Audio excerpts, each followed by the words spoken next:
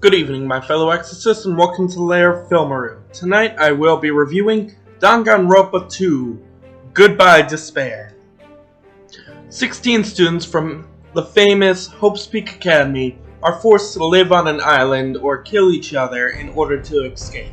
I know that I've never reviewed any of the Danganronpa video games before. I literally skipped reviewing Danganronpa 1 because it was so similar to the anime, and I had already watched the anime and reviewed the anime. So because of that, I'm never going to review Danganronpa 1 unless it's definitely requested, in which I've already played it. Because of that, I'm also going to apologize that I haven't played the other game, Danganronpa Another Episode, Ultra Despair Girls. I haven't played it because I'm technically playing the games by the series that it's in. When I get the money, I will play Ultra Despair Girls. But you know what? Let's get into it. Now, like I've said before, I knew what was going to happen. I've watched multiple Danganronpa execution videos. I've watched Weeby News. I've watched a lot of other YouTubers who do Danganronpa content. So, while I will say this game was kind of ruined for me ahead of time or spoiled for me, the impact is exactly the same as the first game. It's still a really good game. The mystery is interesting. And the characters, my god, the characters are amazing. But there were some flaws. And before I get into all the flaws, let me talk about the good parts, like the characters. I can tell you that there are multiple characters that I love in this game, but my two favorite are Nagito and Gundam Tanaka. Gundam is an amazing character. I love the third grade persona disease or mental illness, also known as Chinobuni, where he thinks he's this dark god and his hamsters are his dark devas of destruction, and he just thinks he's this most powerful person with magical powers, when ultimately he's just the ultimate animal breeder, and that's why his hamsters, who are named after magazine titles, actually are his only friends in this game. Well, not his only friends, but his best friends and his family in this game. And without them, I don't think he would have been able to do much of what he does. Like, spoiler alert, killing Mekamaru, also known as Nekamaru Nidai, after he comes back from being blown up. Other than that, I just really love his character, and I love the way he's portrayed. I love the voice actor. I've watched his YouTube channel. Chris Terglifer. I will be sending Silva the actual name because I suck at it. And he's also known for playing Ryoma Hoshi in the third Danganronpa game, V3. But he is an amazing voice actor, and he just brings Gundam to life in this series, in this game, and it's just every time Gundam's on screen, I love him. I also love how he's like the secret hero. Like, he doesn't like people seeing his lighthearted side. He's like one of the most important characters in this game because he's human, but also he's trying to be the most exciting character in the game.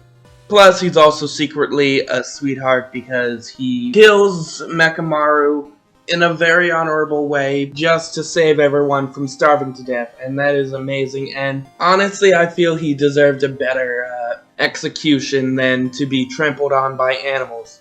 Nagito, on the other hand, oh, that kid is a big part in the series. Like, he's in Ultra Despair Girls. He's all over the anime. He's just a big part, and he is the most manipulative little asshole in this show. And it's just he is a fun side villain. Like, he is not the ultimate villain. That would be Monokuma.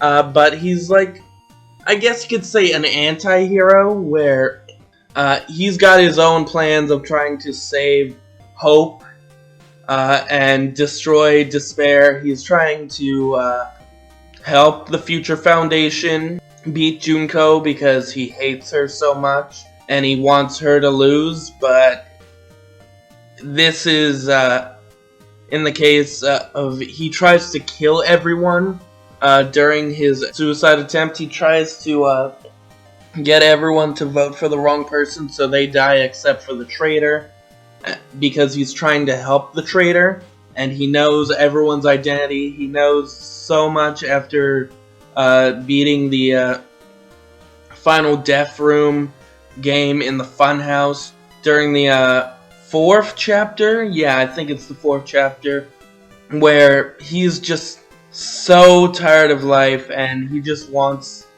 Hope to win no matter what the cost is. He'll literally do anything to win.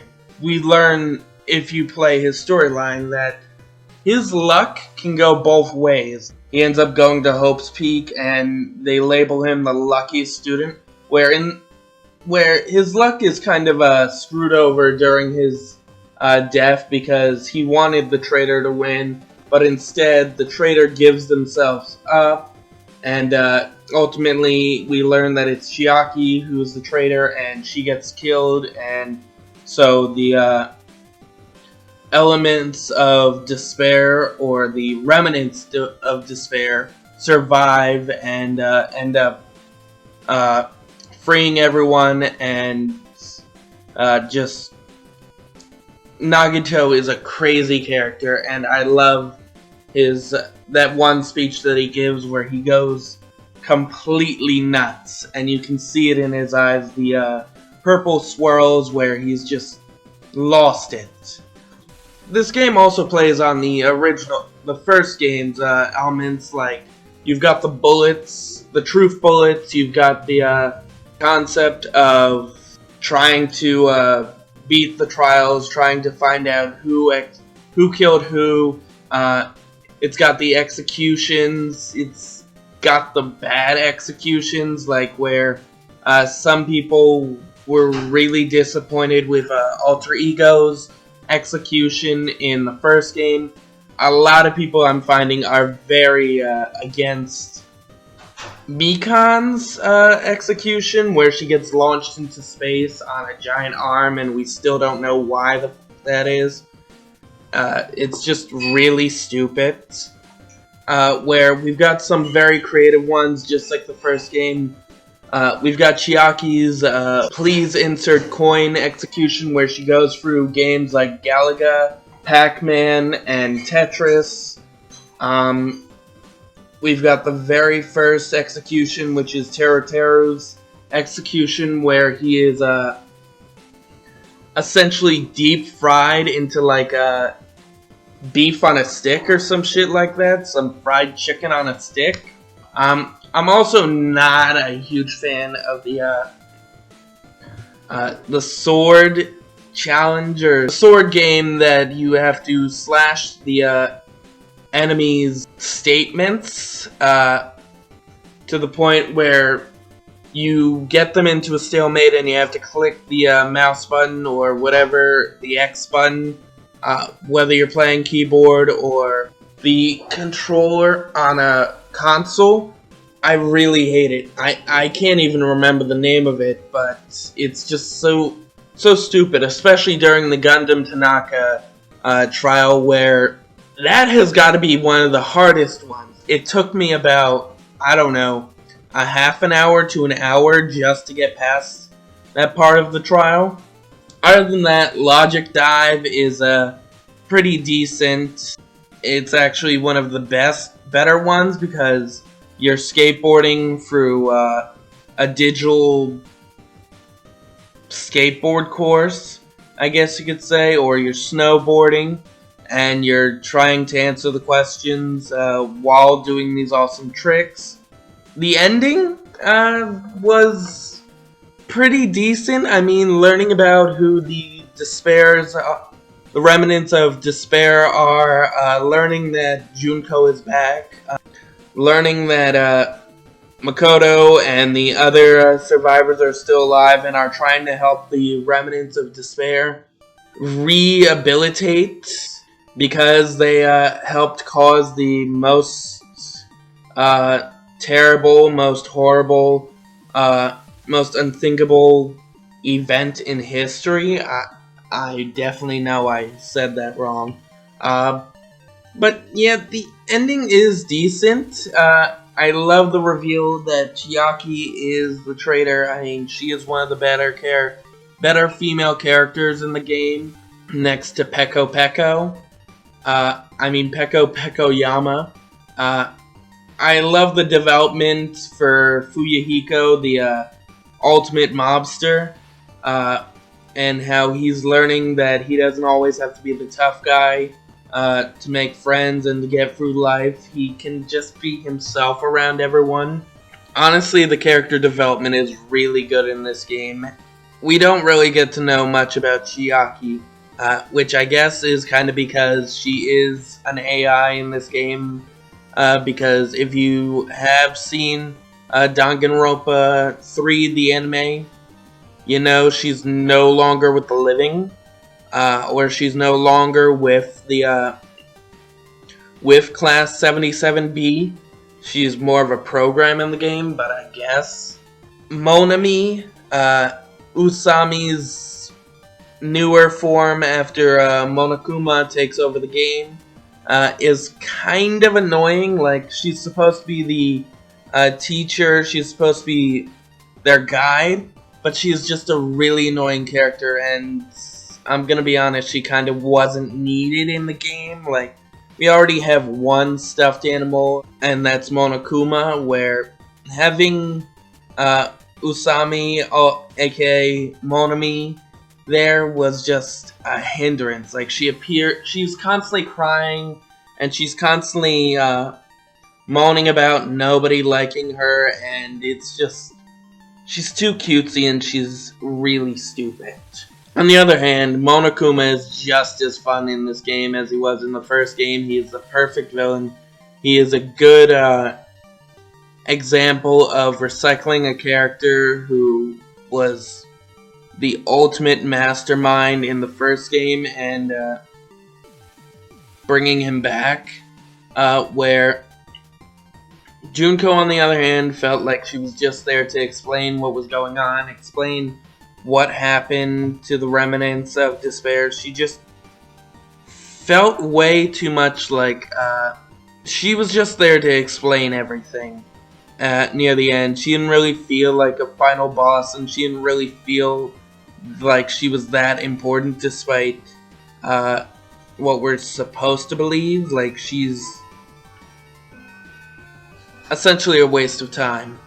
Like, if we just kept the boss battle between Monokuma and the remnants of despair, that would have been fine. We really didn't need AI Junko coming back, despite it being pretty cool seeing a giant Junko in the game. Honestly, before I start ranting, I guess I'm gonna rank this a 7 out of 10 because, well, I do really, really love the game and I do enjoy it. It just was a bit of a hassle to finish. Like, this took me, I don't know, maybe 6 months to finish because I was constantly taking breaks, whether it was before Gundam's storyline or near the end of the game. Like, I needed a break just because I knew what was gonna happen, and half the time you won't beat each chapter.